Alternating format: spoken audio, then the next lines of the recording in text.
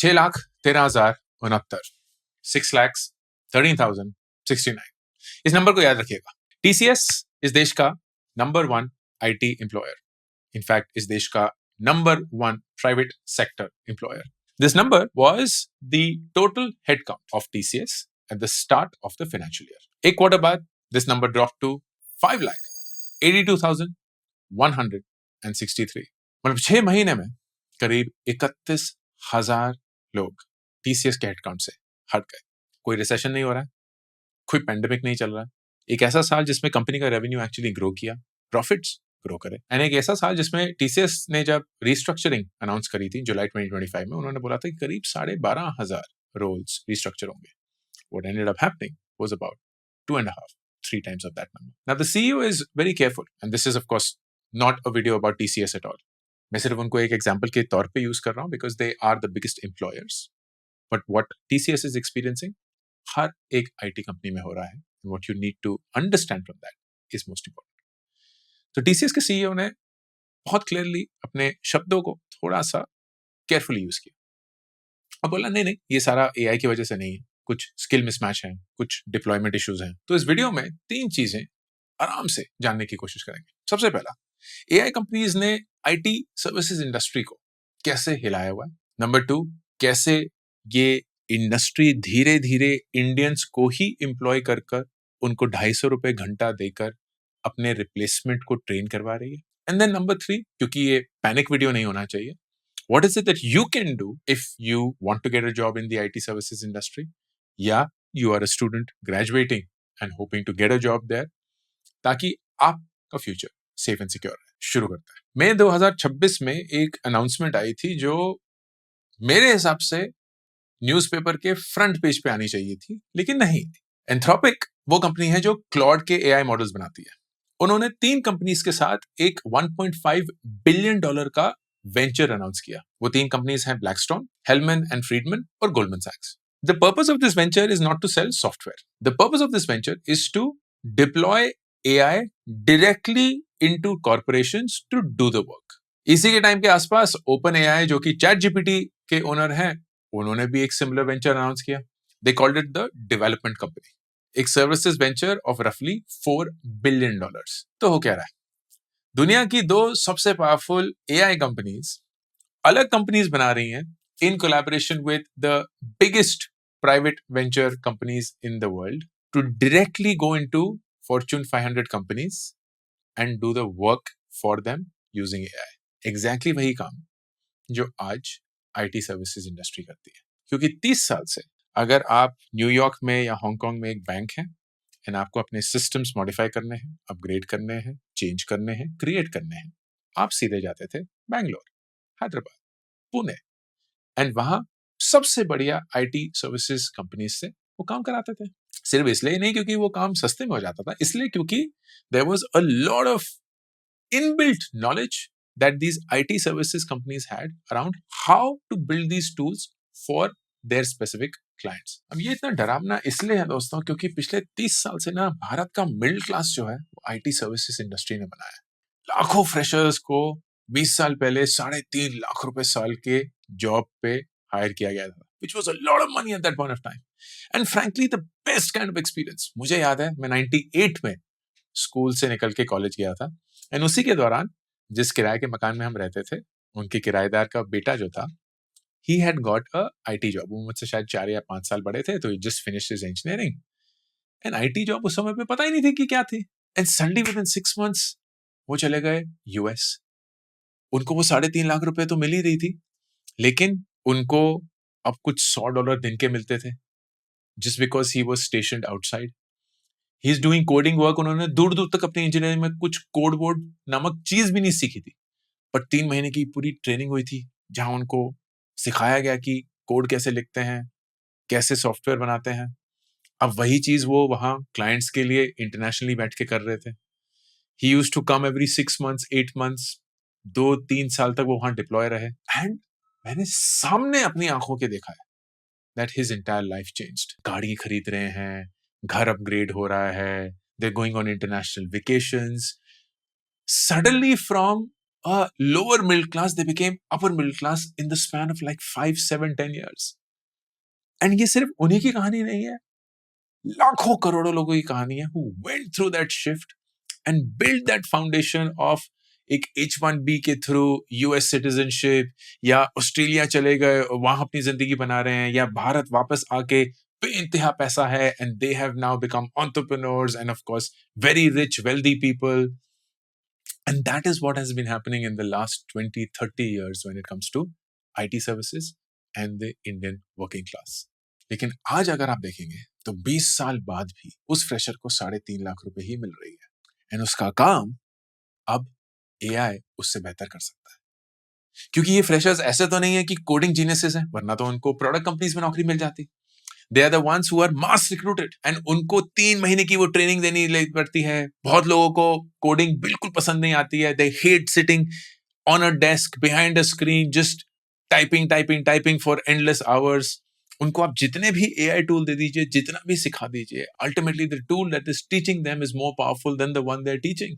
And किसी point पे, which is already frankly Claude और ChatGPT और कोई भी और ऐसा tool can do the job far better than somebody who's being forced and pushed into learning how to code. And फिर ये सारी publicly listed companies हैं, तो उनका quarterly result ये दिखा रहा है। हमने TCS की बात कर ली, जहां हेडकाउंट 31,000 लोगों से कम हो चुका है। इन्फोसिस ने फाइनेंशियल ईयर के पहले क्वार्टर में सिर्फ 210 लोगों को ऐड किया। एक ऐसी कंपनी जिसके पास 3,23,000 लोग काम करते हैं, 210 लोग और ऐड हुए। Full year revenue guidance is between 3 to 3.5% growth. HCL tech का क्वार्टरली प्रॉफिट 10% गिर गया, हेडकाउंट भी गिर गया। विप्रो का रेवेन्यू और हेडकाउंट दोनों गिरा।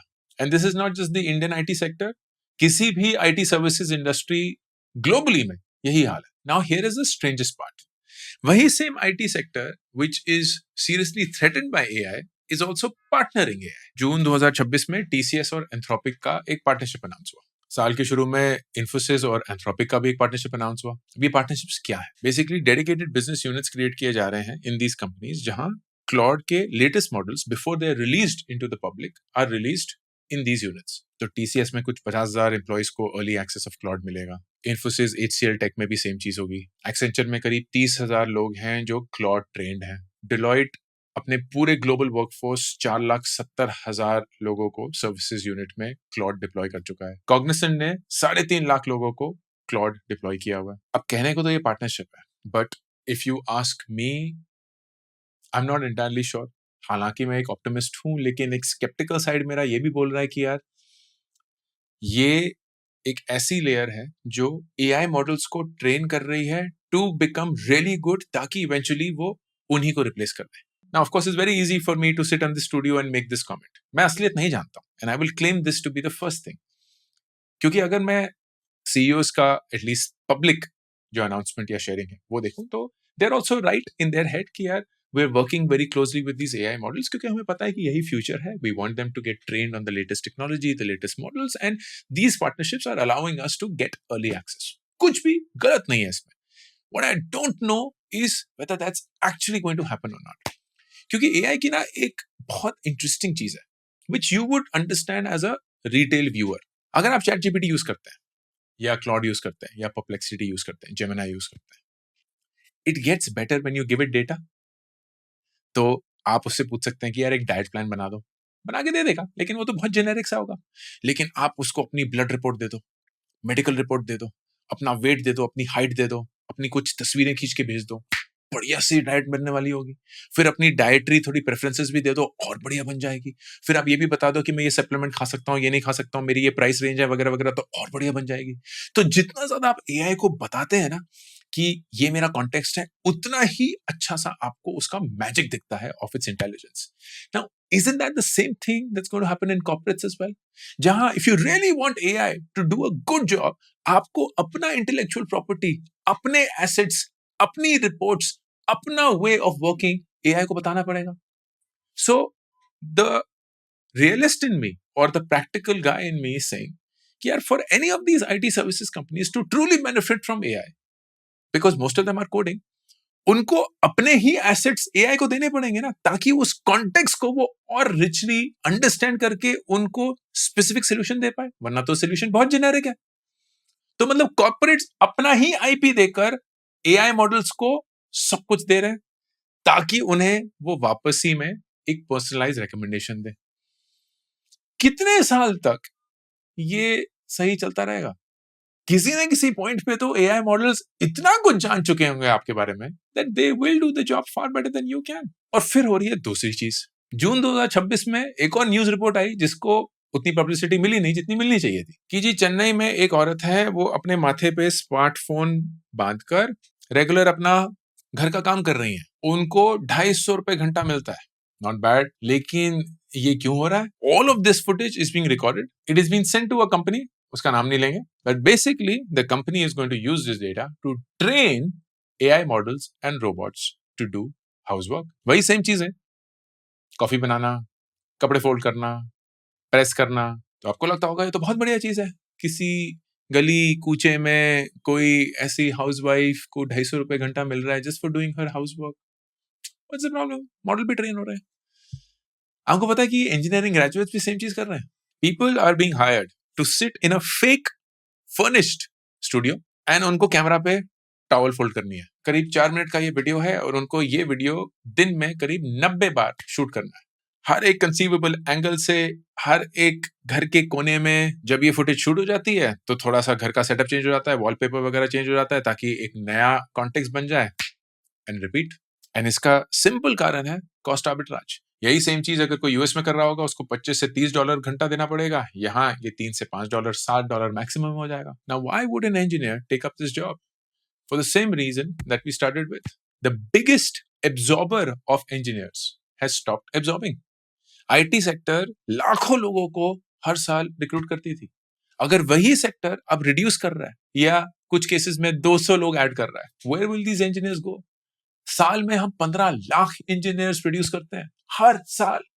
वो 15 लाख लोगों के लिए जॉब्स अगर है ही नहीं तो वो इन्हीं दिशाओं में जाएंगे ना जहां they training the same models and making them better which will eventually replace them. अब ये सारा वीडियो आपको लग रहा होगा यार बहुत ही दर्दनाक है, बहुत ही डरावना है, एंड ऐसे वीडियो देखने के लिए तो हम यहाँ नहीं आते हैं ना, क्योंकि यहाँ से तो थोड़ी पॉजिटिविटी मिलती है, थोड़ा ऑप्टिमिज्म मिलता है, थोड़ा फ्यूचर गाइडेंस मिलती है।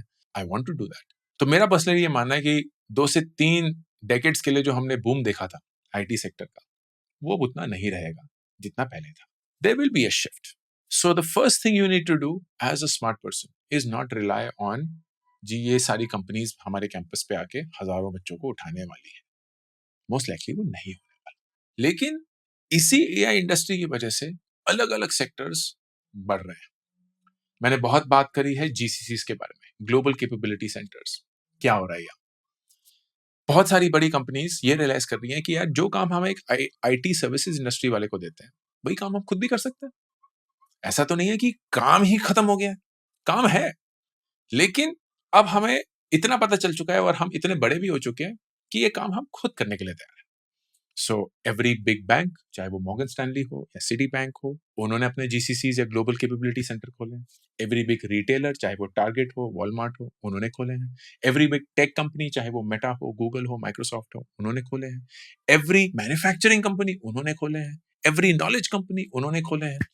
There are approximately 1800 GCCs right now, and हाल ही में मेरे ख्याल से फाइनेंस मिनिस्टर ने अनाउंस किया that her aim is to get to 5000 GCCs by 2030. So GCCs या Global Capability Centers are great places for you to focus on, क्योंकि वहाँ you will not just be working for the company directly as against an IT services company, you'll also get great growth, you'll also get better packages. लेकिन वहां घुसना उतना आसान नहीं है जितना आईटी सर्विसेज इंडस्ट्री में था, क्योंकि ये नहीं है कि वो कैंपसेस जा रहे हैं, एक सिंपल सा एग्जाम दे रहे हैं, थोड़ा बहुत भी कोडिंग आती होगी तो घुस जाओगे। They are looking for experts. अब वो एक्सपर्ट्स क्या है?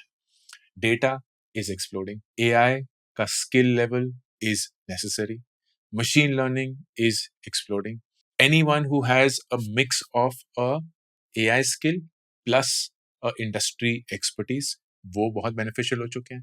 तो इमेजिन करिए, आप एक लॉयर हैं लेकिन आपको एआई आता है, आप एक मैन्युफैक्चरिंग एक्सपर्ट हैं, आपको एआई आता है, आप एक फाइनेंस प्रोफेशनल हैं, आपको एआई आता है, आप एक मार्केटिंग प्रोफेशनल हैं, आपको एआई आता है। These people are moving super fast and all ahead. And largely मेरा ये भी मानना है that not all IT services companies will go down, क्योंकि ये बहुत बढ़िया कंपनीज हैं, बहुत रॉकस्टार फाउंडर्स ने सालों जिंदगी अपनी बिता के इनको बनाया है.